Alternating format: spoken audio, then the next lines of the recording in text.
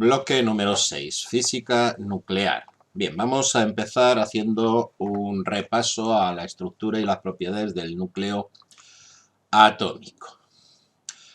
Bien, ¿cuál es la unidad de masa atómica? Pues esto lo habéis visto en química a lo largo de estos años, es la 12ª parte de la masa del átomo de carbono 12, ¿vale? Así que una unidad de masa atómica es un 12avo de la masa del átomo de carbono 12, masa del átomo de carbono 612, que es el isótopo más abundante del carbono. ¿Cuánto vale esa unidad de masa atómica? Pues vale 1,66 por 10 elevado a menos 27 kilogramos.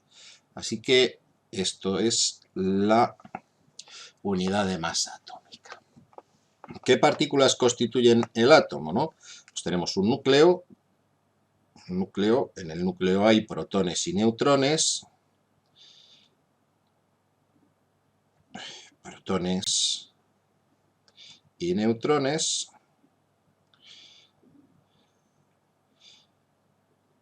y hay una corteza, aquí fuera, ¿verdad?, que está muy lejos de lo que es el núcleo en comparación, y en la corteza pues están los electrones.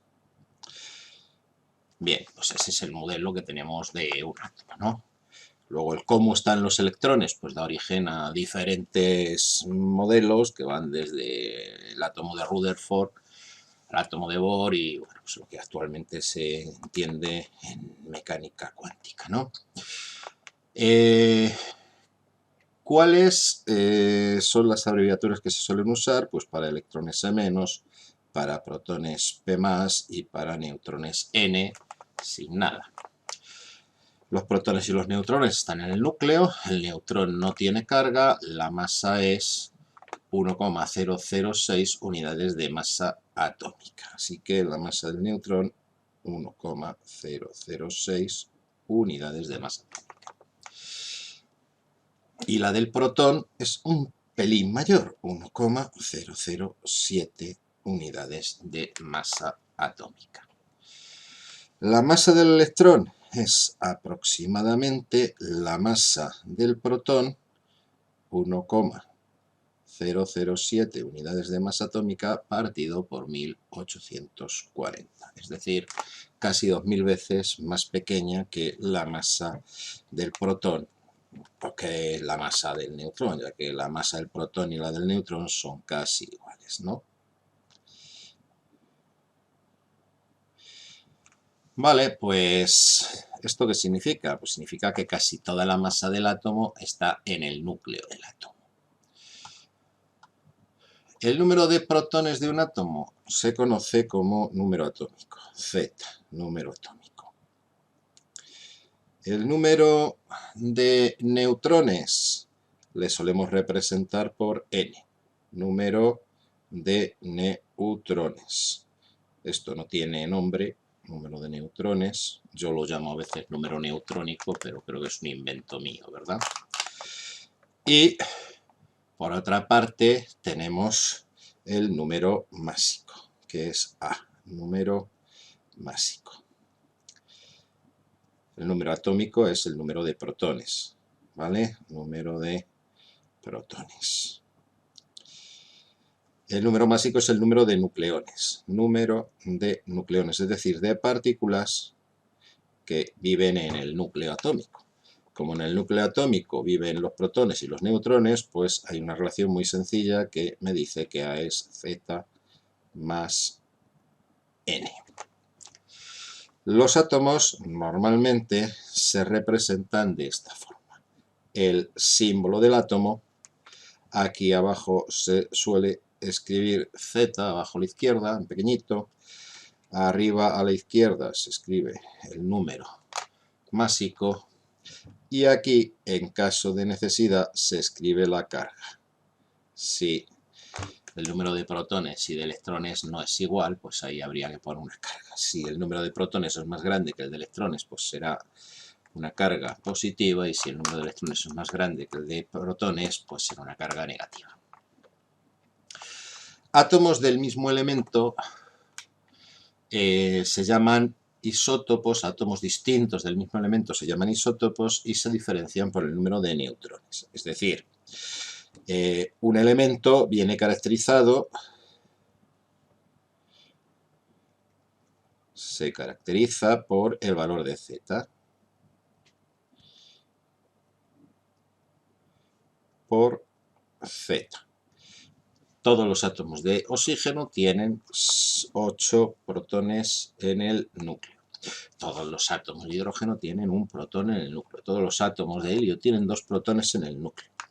Todos los átomos de uranio tienen 92 protones en el núcleo. Pero pueden tener distinto número de neutrones. Cuando tengo dos átomos que tienen el mismo número de protones y tienen distinto número de neutrones, hablo de los isótopos. Isótopos tienen entonces igual Z distinto N y por lo tanto distinto A. Distinto número de neutrones y por lo tanto distinto número másico, ¿vale? ¿Todos los elementos tienen isótopos? Pues sí. ¿En qué proporciones? Pues lo cierto es que, curiosamente, cuando yo miro las proporciones de los isótopos de un determinado elemento, pues observo que da igual donde yo vaya a encontrar ese elemento, sea de África, sea de América, sea de cualquier sitio, las proporciones isotópicas son las mismas. Así que eso significa que pues todos los elementos han sido debidamente amasados en la Tierra y se han repartido más o menos por igual, sin importar los isótopos, al menos en superficie, ¿verdad?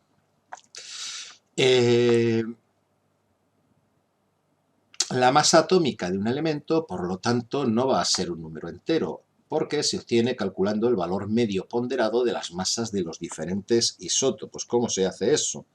Pues la masa atómica relativa de un determinado elemento se calcula de la siguiente forma. Se pone la abundancia en tanto por ciento de uno de los isótopos, se multiplica por la masa de ese isótopo, se suma la abundancia del siguiente isótopo por la masa de ese isótopo más puntos suspensivos y se divide por el 100% cuando metemos ahí todos los isótopos.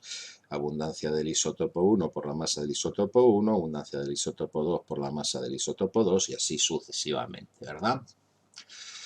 Dice aquí que actualmente se conocen cerca de 1800 núclidos, es decir, especies nucleares diferentes, que se corresponden con unos 118 elementos. Si hacéis la división, pues 1800 entre 118 pues salen a cerca entre 15 y 20 isótopos por elemento. Ya veremos que no todos los elementos tienen el mismo número de isótopos.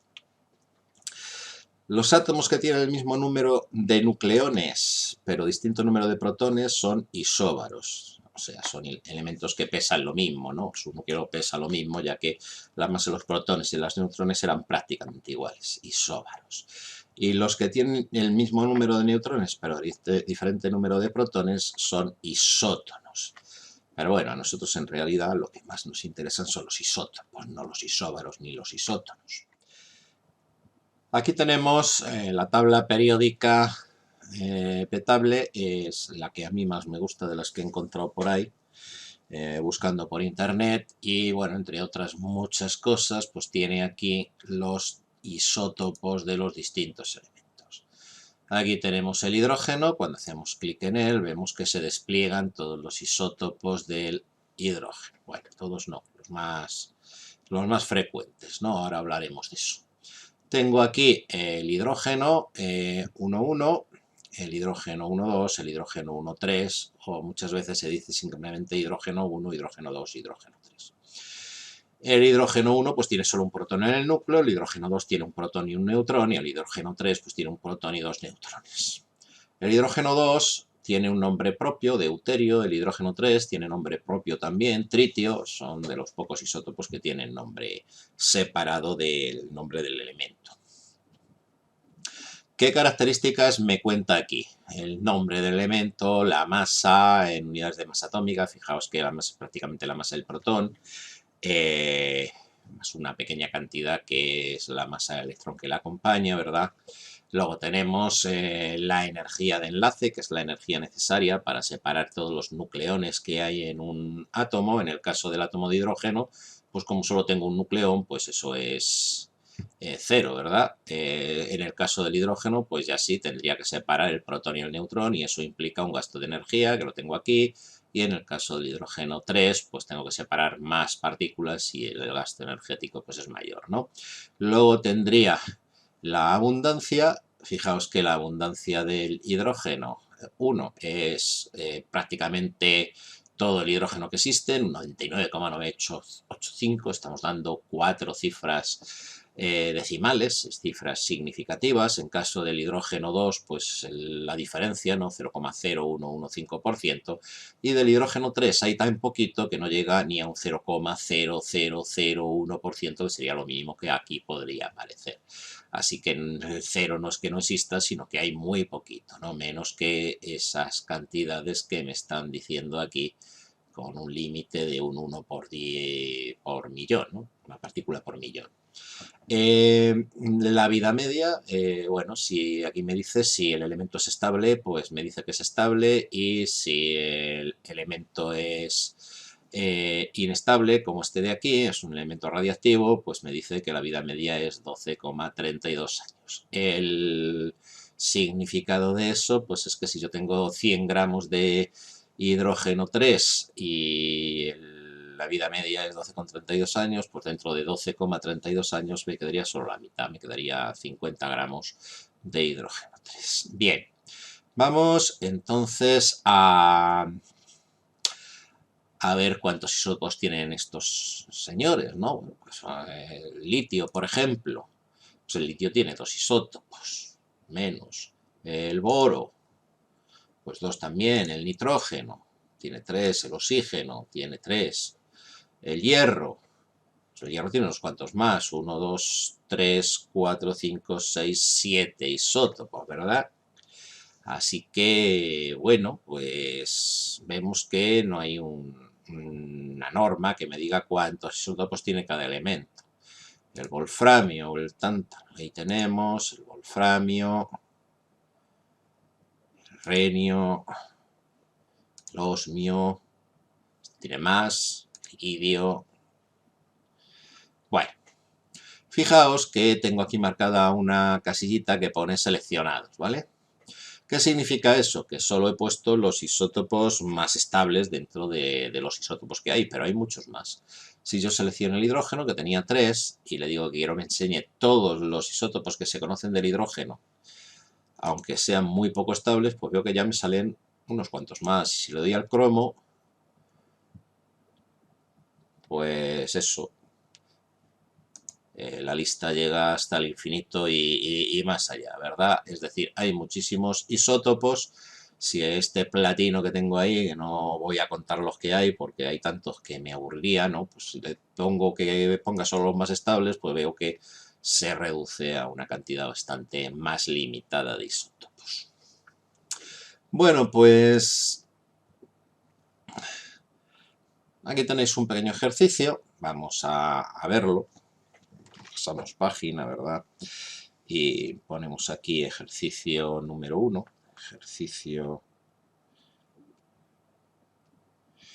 número 1, y en este me dice que el litio tiene 2 isótopos.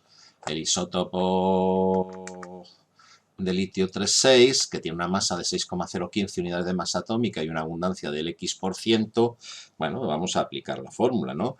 Decíamos que la masa atómica relativa era igual, lo hemos apuntado en la anterior página, a la abundancia de cada elemento multiplicado por la masa, y eso repetido con todos los isótopos que tenga y dividido por 100, ¿no? Así que aquí me dice que la masa atómica relativa es 6,941, ¿verdad? Y eso será igual a la abundancia del litio 3,6, que no sé cuánto vale, multiplicado por 6,015. 6,015 multiplicado por la abundancia X. más la abundancia del litio 3,7, que es I, y la masa es 7,016, pues 7,016 por I. Y todo ello dividido por 100, que es lo que suman X e Y, ¿no? Si solo tengo esos dos isótopos, naturalmente. Se supone que me tienen que dar, para poder hacer estos cálculos, pues todos los isótopos que intervienen en el cálculo de masa relativa. Esos que hemos visto antes, como el tritio, que tenía una abundancia de 0, pues ese no le meteríamos en nuestro cálculo, ¿no? Es tan poquito que no afectaría al cálculo que estamos haciendo. Tengo dos incógnitas, X e Y. ¿Cuál es la otra ecuación que tengo que plantear? Pues la que os he dicho, ¿no? Que X más Y pues tiene que sumar 100.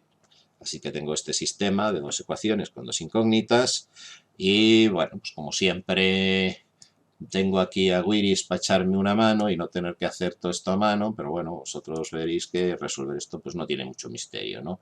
Los resultados que salen al final son que X es 7,4925, 7,4925% y que Y pues sería 92,507, 92,575%.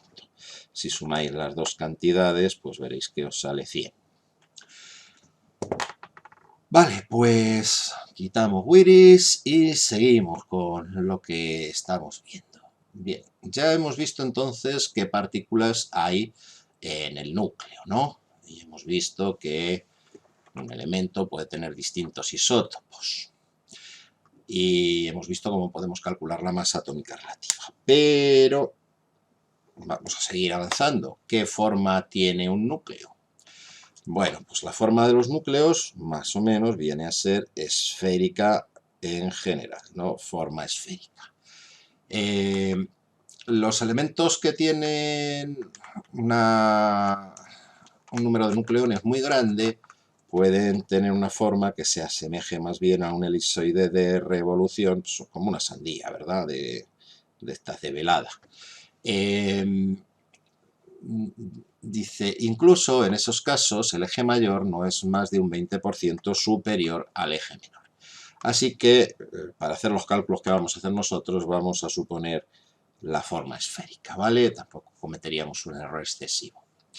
Dice, como los núcleos se forman mediante una agrupación compacta de protones y neutrones, el volumen será directamente proporcional al número de partículas, o sea, al número de masa, ¿no? El número másico. Dice, de esa forma el radio será proporcional a la raíz cúbica del número másico. Es decir, el radio será el radio del átomo de hidrógeno por la raíz cúbica del número másico, y eso porque el volumen pues tiene que ser proporcional al número de partículas que hay en el interior. R0, el radio del átomo de hidrógeno, tiene un valor de 1,3 Fermis, ¿vale? Y el Fermi pues es una de los múltiplos que aparece en el Sistema Internacional de Unidades, que es 10 a la menos 15. Es decir, esto es 1,3 por 10 elevado a menos 15 metros. Ese sería el radio del átomo de hidrógeno. Si sustituimos R en el volumen del núcleo, pues el volumen, si decimos que es más o menos una esfera, pues sería 4/3 de pi por el radio al cubo, ¿verdad? Es decir, sería 4/3 de pi, y el radio hemos dicho que era esto. Si elevamos eso al cubo sería R0 al cubo por la raíz cúbica de A al cubo, que es 4/3 de pi por R al cubo, el radio R sub 0 al cubo por A. Y 4/3 de pi por R sub 0 al cubo, por 1,3 por 10 a la menos 15 al cubo, pues esto sale aproximadamente este numerito que os ponen ahí, 9,2 por 10 elevado a menos 45 A, y esto sería en metros cúbicos. Ese sería el volumen del núcleo de un átomo, ¿vale? Dice, a partir de ese resultado podemos deducir además que la densidad es constante para todos los núcleos y su valor es del orden de 10 a la 17 kilogramos por metro cúbico. Entonces, la densidad, La densidad es la masa partido por el volumen, ¿no? Y la masa de un núcleo será más o menos, ¿verdad? Pues la masa de los nucleones que hay, que es A, multiplicado por la masa de cada nucleón, 1,006, 1,007, pues vamos a poner cualquiera, vamos a poner la de los neutrones, por ejemplo, el error será mínimo. Si queréis minimizar el error, pues ponéis 1,0065 y estaremos más cerca, ¿no? Bueno, lo vamos a poner, que sería intermedia entre los protones y los neutrones. Tened en cuenta de todas formas que algo de masa se pierde cuando los átomos se juntan, cuando los núcleos, perdón, cuando los protones y los neutrones se juntan, se pierde algo de masa, luego veremos el proceso. Y esto lo multiplicaríamos por lo que vale la masa de un protón o de de una unidad de masa atómica, que era esta que teníamos aquí, 1,66 por 10 a la menos 27, 1,66 por 10 elevado a menos 27. Si divido eso entre el volumen, que hemos dicho que era 9,2 por 10 elevado a menos 45 por A, vemos que A y A se van, así que la densidad del núcleo no depende en realidad de cuánto valga A, de lo grande que sea el núcleo, ¿no? Si hago esas operaciones, 1,0065 por 1,66 exponente menos 27 y dividido por 9,2 exponente menos 45, pues me sale 1,816 por 10 elevado a 17 kilogramos por metro cúbico. Y aquí el número que nos daba, pues era algo por 10 a la 17, ¿no? Es decir, la densidad del núcleo atómico es del orden de 10 a la 14 veces superior a la densidad media de la materia. La densidad media de la materia, el agua es un kilogramo por metro cúbico, ¿verdad? La densidad del agua es 1000 kilogramos por metro cúbico, pues esto es 10 a la 14 veces más que la densidad del agua o de las rocas de la superficie terrestre. Una burrada. Dice, una cabeza de alfiler de 1 milímetro de diámetro de materia nuclear tendría una masa de 90.000 toneladas, es decir, una masa equivalente a la de un transatlántico, ¿no? Dice, el que la densidad sea constante parece indicar que los nucleones están separados por una distancia independientemente de su número. La misma distancia independientemente del número de protones o de neutrones que existan ahí. Bien, pues esto más o menos que hemos visto sería la estructura de los núcleos atómicos. Vamos a ver ahora qué tipo de fuerzas intervienen en el interior de los núcleos atómicos, y esas fuerzas serían las fuerzas nucleares. Bien.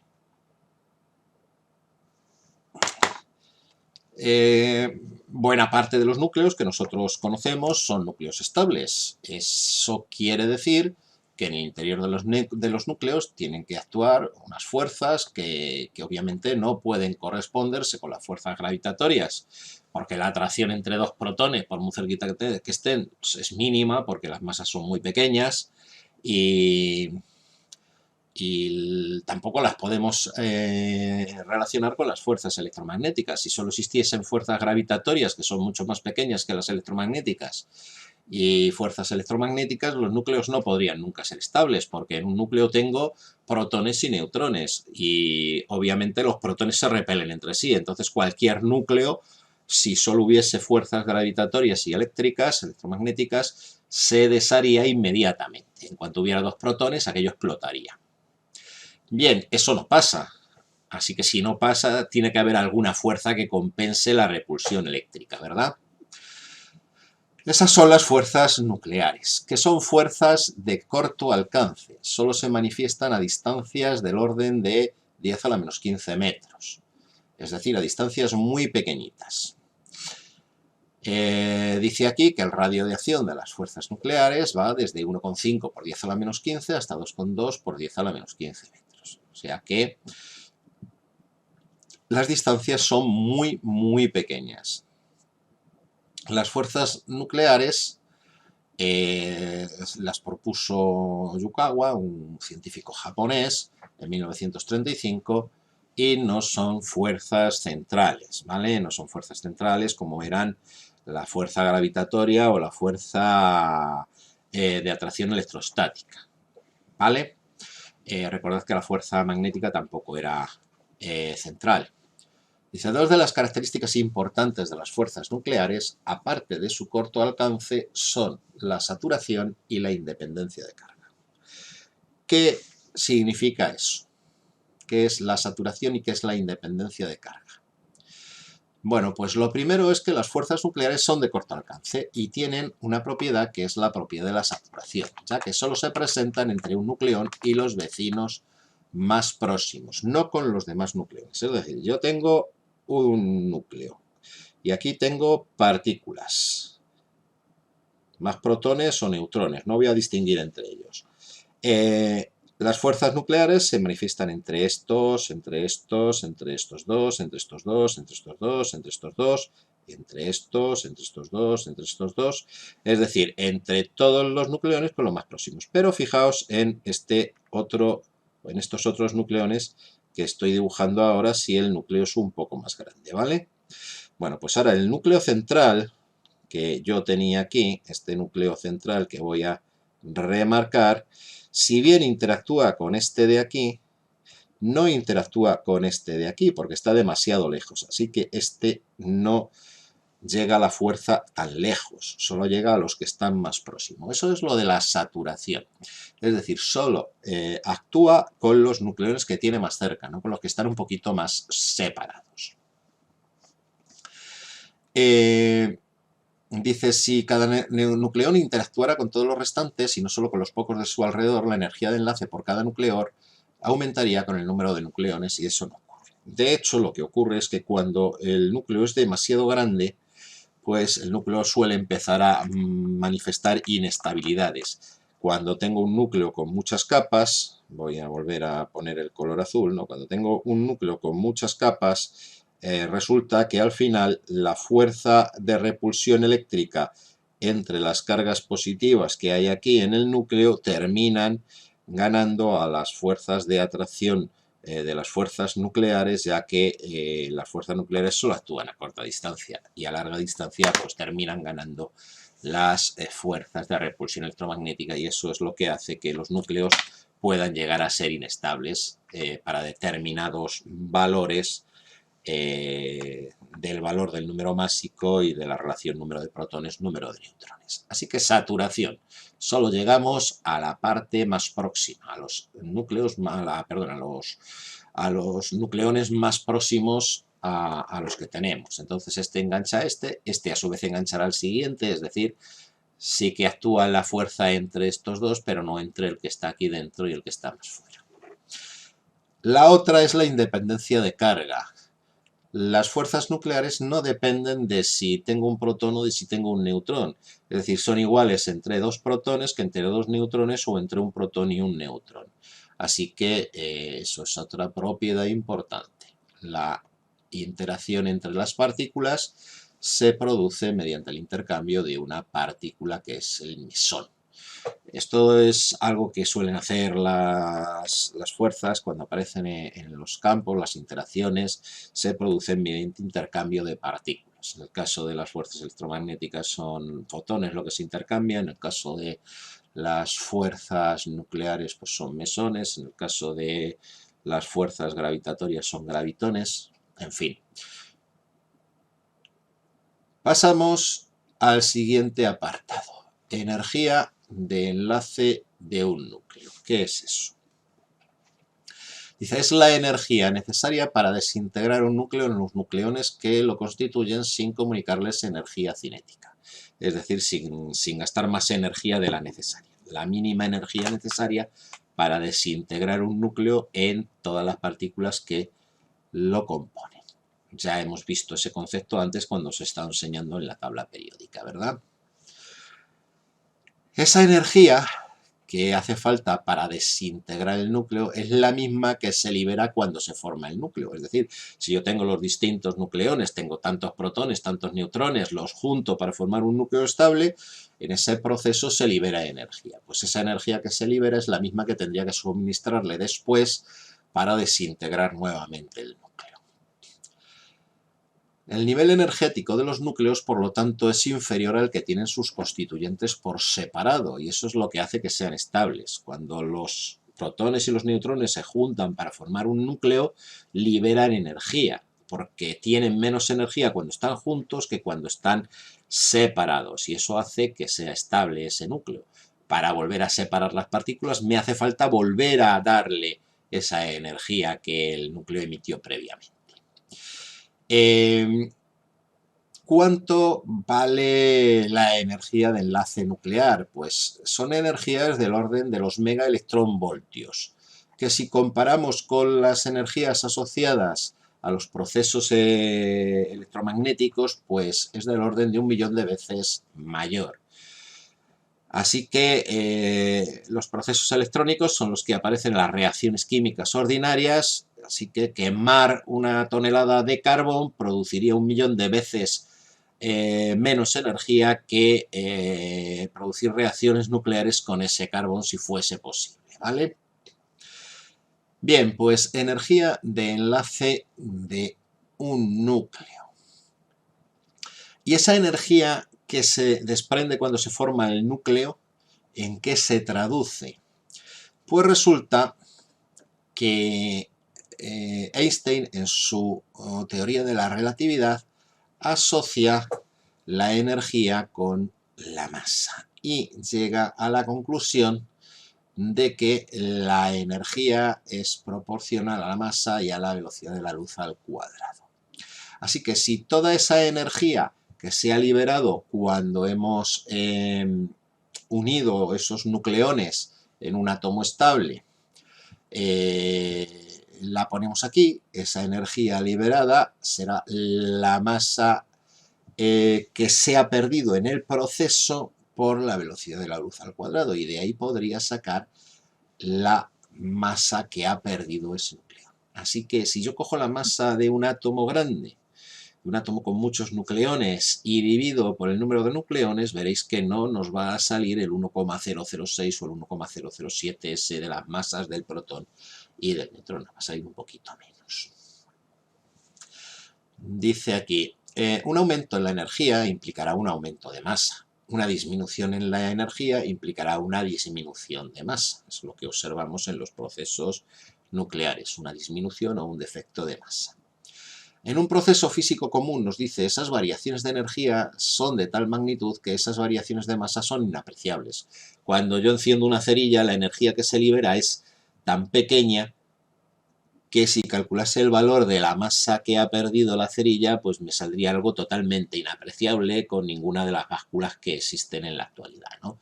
Así que en los procesos químicos ordinarios, en los procesos electromagnéticos, no se tiene nunca en cuenta ese defecto de masa al liberar energía. Pero como en los procesos nucleares se libera energía en cantidades 1.000.000 de veces superior a la de los procesos electromagnéticos, pues aquí sí que podemos medir esa masa que se pierde en ese proceso donde se libera energía. Bueno, pues defecto de masa, relacionado con lo anterior. Dice, precisamente en la formación de los núcleos, la energía que se desprende es de tal magnitud que, de acuerdo con lo señalado en el párrafo anterior, la variación en la masa del sistema es considerable. Puesto que el sistema disminuye su energía, se producirá una disminución en la masa del sistema. Se denomina defecto de masa de un núcleo a la diferencia entre la masa de los nucleones constituyentes y la masa de dicho núcleo, que debe ser menor de acuerdo con lo anteriormente expuesto. ¿Cuánto vale el defecto de masa? La masa de las partículas por separado menos la masa del núcleo. Delta de m, defecto de masa, el número z, que es el número de protones por la masa de los protones, más a menos z, que es el número de neutrones por la masa de los neutrones, eso sería la masa de las partículas, menos la masa del núcleo, y eso me daría la masa que se ha perdido. El defecto de masa, esta masa que se pierde, es equivalente a una energía. Esa energía es la energía de enlace nuclear. ¿Cuánto vale esa energía de enlace nuclear? La energía de enlace es el defecto de masa que he calculado antes multiplicado por la velocidad de la luz de acuerdo a la ecuación de Einstein. Si para delta de m usamos el valor correspondiente a una unidad de masa atómica, ¿verdad? Es decir, si esto está expresado en unidades de masa atómica, la energía equivalente es que una unidad de masa atómica perdida equivale a 931 megaelectronvoltios cedidos, ¿vale? Así que una unidad de masa atómica, 1,66 por 10 elevado a menos 27 kilogramos, cuando yo lo meto aquí, pues desprende 931 megaelectronvoltios. De todas formas, esta equivalencia la podemos usar o no según queramos. También podemos hacer los cálculos necesarios sin necesidad de usar esta equivalencia. Lo que pasa es que usándola, pues a veces sale un poquito más cómodo. Vamos a hablar ahora de la energía de enlace por nucleón. La energía de enlace del núcleo depende del número de partículas que lo constituyen. Para poder comparar la estabilidad de los distintos núcleos, introducimos el concepto de energía de enlace por nucleón. Se obtiene dividiendo la energía de enlace que hemos obtenido previamente entre el número de nucleones, es decir, el número de partículas que hay en el núcleo. La energía de enlace por nucleón es un índice de la estabilidad del núcleo. Cuanto más grande sea esa energía de enlace por nucleón, más estable será el núcleo. Aquí tenéis un par de imágenes, las tenéis, pues la primera es esta de aquí, ¿verdad? Voy a abrirla en un navegador y bueno, tampoco sale mucho más grande, voy a ampliarla un poquito, control más. Bien, ¿qué tenemos aquí? Pues la energía de enlace por nucleón, bueno, aquí abajo estaría la del hidrógeno, que sería 0, ¿verdad? Luego estará la del hidrógeno 2, la del deuterio, el helio 3, un poquito más el tritio, es decir, el isótopo de hidrógeno con un protón y 2 neutrones. Y luego el helio. Fijaos que el helio es bastante estable, está en una estabilidad, en una energía de enlace por nucleón de 7. El litio es un poquito menos estable, tanto el isótopo 6 como el isótopo 7. Y luego ya pues el carbón, el nitrógeno, el oxígeno, aquí pues ya a partir del oxígeno todos están por encima de 8 más o menos, ¿no? El máximo de energía de enlace por nucleón está en el hierro. Esta zona azul que vemos aquí, pues me indica qué procesos se pueden usar para aprovechar energía en reacciones nucleares. En todos estos elementos que están por debajo del hierro, pues se podría usar la fusión para extraer energía, porque como la energía que tiene el hidrógeno, por ejemplo, es 0, pues cuando formáramos hierro, que tiene casi 9, pues extraeríamos un montón de energía por cada nucleón. Otra cosa es cómo de fácil es eso, ¿no? En realidad, esos procesos de formación del hierro y tal solo se forman en los estallidos de supernova, que son unos fenómenos inmensamente energéticos, ¿no? Nosotros, de hecho, todavía no somos capaces de extraer energía del proceso más sencillo, que es unir átomos de hidrógeno para convertirlos en helio. O podemos extraer energía a lo bestia, pero no de forma controlada. Por eso podemos hacer una bomba de hidrógeno, pero no podemos hacer un reactor de fusión nuclear, al menos de momento, aunque hay bastantes avances en ese sentido. Y por el otro lado, pues si cogemos núcleos bastante grandes que tienen energías de enlace de poco más de 7 por nucleón, ¿verdad? Pues vemos que también podríamos incrementar la estabilidad rompiendo esos átomos grandes en átomos más pequeños y se liberaría toda esta diferencia de energías. Bueno, pues entonces quedamos en eso, zona más estable, pues rondando la masa atómica del hierro y tanto hacia un lado como hacia el otro, pues se pierde un poquito de estabilidad en los núcleos. Volvemos al apartado teórico. Esta otra imagen de la que me habla aquí es parecida, la tenéis en la Wikipedia, ¿verdad? Ahí está el hidrógeno, aquí sí sale el hidrógeno normal con una energía de enlace por nucleón de 0. Bien, prácticamente es la misma, lo único que esta pues, se puede ampliar un poquito más, pero desgraciadamente no están marcados todos los puntos que vemos aquí. Así que no sabemos a qué se corresponde cada uno de los átomos, cada uno de los isótopos, que está marcado aquí con un rombito, ¿verdad? Bueno, pues seguimos con esto y dice aquí, bueno, si representamos esto que os he contado, ¿no? Aquí nos lo explica, si representamos la energía de enlace por núcleo en función del número másico, obtenemos esta gráfica.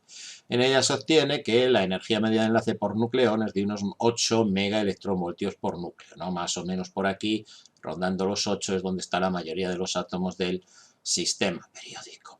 Los números con número másico, los núcleos con número másico entre 28 y 138 son los más estables, de 28, es decir, de aquí más o menos a 138 que anda por aquí, ¿no? Esos son los más estables. Son los que tienen el mayor valor de energía de enlace por nucleón. Los núcleos de los elementos más pesados son más inestables. El uranio tiene 7,6 megaelectronvoltios por núcleo. Eso explica que se pueda producir la ruptura de esos núcleos en otros menores que son más estables. Ese es el proceso de fisión nuclear que hemos comentado antes, a partir del cual podemos tener energía. Y los núcleos más ligeros pues también tienen menos energía de enlace por nucleón y eso hace que se produzcan procesos de fusión nuclear. Además, como veis, la diferencia entre el uranio y el punto más estable pues es relativamente pequeña, pero entre los átomos pequeños y el punto más estable es muy alta, con lo cual, en principio, se podría obtener más energía a partir de los procesos de fusión que de los de fisión. Bien. También podríamos representar los isótopos en función del número de protones y neutrones que los forman y apreciaremos en ese caso que los núcleos estables que tienen menos de 20 protones suelen tener más o menos el mismo número de protones que de neutrones, mientras que los núcleos estables que tienen más de 20 protones se suelen disponer en una franja estrecha donde el número de neutrones suele ser mayor que el de protones.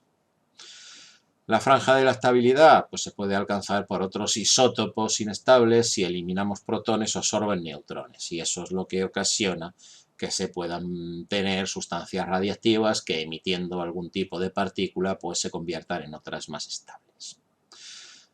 Vamos a ver un par de ejercicios, tenemos aquí, en los que vamos a trabajar básicamente con estas fórmulas de por aquí, que son las que suelen salir en selectividad de esta parte de la teoría nuclear, ¿no? Vamos a hacer el ejercicio 2. Dice, sea la reacción nuclear litio 3,7 más hidrógeno 1,1 para dar 2 de helio 2,4. Me da las masas de cada uno de los átomos y me dice que compruebe primero si se cumple la ley de conservación de la masa. Voy a hacer entonces en primer lugar el apartado. Para eso voy a ver cuál es la masa de los reactivos. Masa de los reactivos, que será la masa del átomo de litio, que me decía que era 7,01433, más la masa del átomo de hidrógeno, 1,00728, ¿verdad? Voy a sumar esas cantidades, 7,01433 más 1,00728. Vale, pues esto sale 8,02161 unidades de masa atómica. Bien, muy importante. En estos ejercicios las diferencias de masa son muy pequeñas, así que es imprescindible que trabajemos con todas las cifras significativas que nos dan, ¿vale?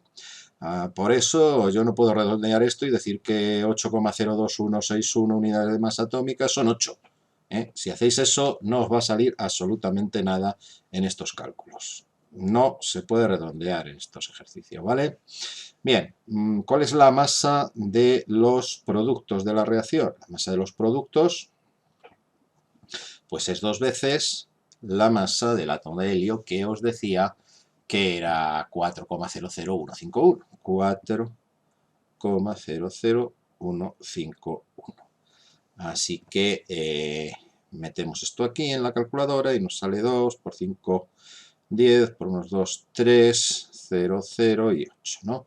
8,00302 unidades de masa atómica. Vemos que la masa que tengo al final es más pequeña que la que tenía al principio, ¿no? Así que efectivamente no se cumple la ley de conservación de la masa no se mantiene. La ley de conservación de la masa de Lavoisier era una de las leyes fundamentales de la química. Recordad que en química las diferencias energéticas eran despreciables totalmente. No las diferencias energéticas, sino las masas implicadas en esas diferencias energéticas. Por eso, en una reacción química no vamos a percibir nunca que se pierde masa si se desprende energía, ¿vale? Pero aquí sí que lo vamos a hacer porque estamos hablando de reacciones nucleares mucho más energéticas. Vamos con el apartado B de este ejercicio. ¿Qué me dice? Calcula la energía que se desprende por cada mol de litio. Bien, cuando se produce esta reacción, pues ¿cuánto vale el defecto de masa? El defecto de masa que se va a producir, pues es la que tenía al principio menos la que tengo al final, ¿no? 8,02161 menos 8,00302. Vamos a meter esto en la calculadora, menos 8,00302. Y esto me sale que el defecto de masa es de 0,01859 unidades de masa atómica, ¿vale? Bien, eso se perdería por cada átomo de litio que se combina con un átomo de hidrógeno y produce 2 de helio, ¿verdad? ¿Cuál sería el defecto de masa para un mol entero de litio? Para un mol entero de litio, pues sería 0,01859 por la masa de cada unidad, que quedamos en que era 1,66 por 10 a la menos 27, ¿verdad? Voy a comprobar, 1,66 por 10 a la menos 27, sí. 1,66 por 10 elevado a menos 27, eso sería la pérdida de masa en kilogramos de un átomo de litio. Si ahora multiplico por el número de Avogadro, ¿verdad? El número de Avogadro, que era 6,022 por 10 elevado a 23, pues tendría la masa total que se ha perdido. Esto sería en kilogramos, ¿no? 23. Esto, lo que me salga de hacer esas operaciones, pues serían kilogramos. Así que el defecto de masa para un mol será 0,01859 por 1,66 exponente menos 27 y por 6,022 exponente 23, y esto sale la mitad cantidad de 1,858, y esto eran kilogramos, no, pero esto es por 10 elevado a menos 5, por 10 elevado a menos 5 kilogramos, por lo que es lo mismo, 1,858 por 10 elevado a menos 2 gramos. Es decir, se pierden más o menos 18 milésimas de gramo, ¿vale? Que es muy poca masa, pero es mucha energía. Bien, ¿cuánta energía es esa masa, ¿no? Pues la variación de la energía pues será el defecto de masa multiplicado por la velocidad de la luz al cuadrado. Defecto de masa en kilogramos, que era este que hemos puesto antes, 1,858 por 10 elevado a menos 5, multiplicado por la velocidad de la luz, que es 3 por 10 a la 8, y todo esto elevado al cuadrado, ¿vale? 3 por 10 a la 8 y todo esto al cuadrado. Esa energía pues sería esta cantidad que tengo aquí multiplicado por 3 exponente 8 al cuadrado, y eso sale 1,673 por 10 elevado a 12 julios. Bueno, pues ese montón de julios son los que se desprenden cuando hago esa reacción nuclear con un mol de litio. Un mol de litio pues son 7 gramos de litio, ¿vale? Voy con el siguiente apartado. Me dice, ¿qué masa de carbón haría falta para obtener esa misma energía, esos julios, ¿no? Pues me dice que el carbón produce 33 kilojulios por gramo, ¿no? 33.000 julios, así que la masa que tendría que quemar pues serían 1,673 por 10 a la 12 julios, eso es lo que quiero producir, dividido por los 33.000 julios que se producen al quemar 1 gramo de carbón. Estos son los julios que quiero producir, ¿no? Esta cantidad dividido por 33.000 me saldría que tendría que quemar pues 5,068 por 10 elevado a 7 gramos de carbón. ¿Y cuánto es eso? Pues eso son 50,68 toneladas, ¿no? Tendría que quemar 50,68 toneladas de carbón. 50.680 kilos.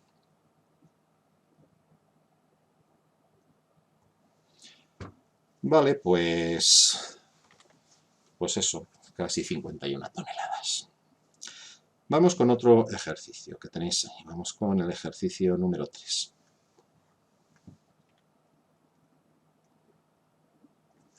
¿Qué me dice? Me dice, calcula la energía de enlace del núcleo y el litio 714 ahora, ¿vale? Litio 714, eso no puede ser. Eso será nitrógeno, ¿verdad? Porque el litio tiene 3 protones, eso es un error, ¿no? Voy a poner nitrógeno, ¿vale? Nitrógeno 714. Y su energía de enlace por núcleo. Es decir, me pregunta la energía de enlace y la energía de enlace por núcleo. Y me da la masa de los neutrones, la masa de los protones y la masa del núcleo, que es pues casi 14, ¿no? Bien, vamos a calcular el defecto de masa. El defecto de masa será, bueno, pues el nitrógeno 714 tiene 7 protones, pues 7 que multiplica a la masa de cada protón, que hemos dicho que era 1,007277, 1,007277, más la masa de los neutrones, que también son 7, ¿verdad? 7 protones, 7 neutrones, 7 por 1,008665 y menos la masa del núcleo, 13,99922, 13,99922. Hacemos esa operación. Recordad, manteniendo todas las cifras significativas, 7 multiplicado por 1,007277 más 7 que multiplica 1,008665 menos 13,99922. Y eso me sale que el defecto de masa sería de 0,112374 unidades de masa atómica, ¿vale? ¿Cuál es, por lo tanto, la energía de enlace? La energía de enlace, delta D, ¿verdad? Va a ser... Y vamos a hacer trampa, ¿vale?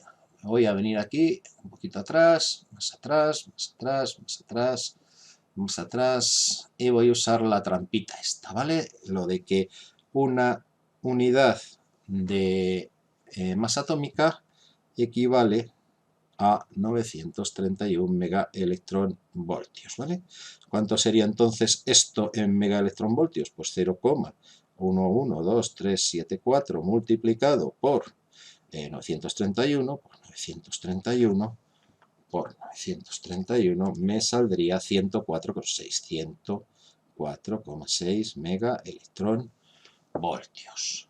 Bien, pues ya he hecho trampa, ¿verdad? Bueno, tampoco es una trampa tan grande, pero bueno, pues nos sale esos 105 megaelectronvoltios. ¿Cuál sería la energía de enlace por núcleo? Delta D por nucleón, pues sería esa cantidad, 104,6 partido por... ¿Cuántos nucleones tenemos? Pues 7 protones y 7 neutrones, tenemos 14, ¿no? Esto dividido por 14 me sale 7,47, 7,47 megaelectronvoltios por nucleón. Vale. Supongamos que no me sé esto. ¿Cómo lo hago? Bueno, pues no me queda más remedio que hacerlo a lo bruto. A partir del defecto de masa, que es este de aquí, pues aplico la ecuación de Einstein, ¿no? Delta de E, pues sería ese defecto de masa, 0,11237,4 por la masa de lo que vale la unidad de masa atómica, 1,66 por 10 elevado a menos 27, y esto me daría, multiplicándolo por la velocidad de la luz, por 3 por 10 a la 8 al cuadrado, esto me daría en los julios. Y si divido por 1,6 por 10 elevado a menos 19, pues tendría los electronvoltios, ¿no? Así que si meto todo eso en la calculadora, que es lo que voy a hacer ahora mismo, .11237,4 que multiplica 1,66 exponente menos 27, que multiplica a 3 exponente 8 al cuadrado y dividido por la carga del electrón, 1,6 por elevado a menos 19, ¿verdad? Esto me sale pues lo mismo que me salía por el otro lado. En realidad sale un poquitín más, 104,93 megaelectronvoltios, ¿vale? Aquí saldría en la calculadora 104,9 por 10 a la 6 electronvoltios. Bueno, pues lo pongo ya como megaelectronvoltios. Y eso sería la energía de enlace, que fijaos que, bueno, pues sale pizca más o menos que lo que nos salía antes, ¿no? Y el delta de por nucleón, pues es dividir esta cantidad, 104,93 entre 14, y bueno, pues saldrá, al hacer esa división, el 7,49 megaelectronvoltios por nucleón, que es el resultado que sale ahí en el texto, ¿no? Así que supongo que habrán usado el método de meter todos los números acá por en vez de usar la equivalencia esta que nos han dado. La diferencia es realmente pequeña, ¿no? Bien, y bueno, pues ahora pasaríamos a hablar de radiactividad natural, pero esto tendrá que ser ya en la próxima, porque yo creo que ya llevamos bastante grabado y lo mismo nos cansamos vosotros de oírme y yo de grabarlo, así que lo dejamos para el próximo día.